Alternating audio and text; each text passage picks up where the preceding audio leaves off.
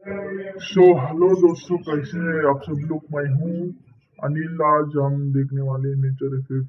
तो आप सब लोगों को 15 फरवरी को तो मालूम ही हो गया होगा कि कैसा फ्री फायर बैन हो रहा है। बहुत दिनों से सुनने से मैं आ रहा हूँ, आप चैनल को भी नहीं कर रहे हो guys। पर लोकेश गेमर जितने दिन तक है, फ्री फायर बैन नहीं होगा।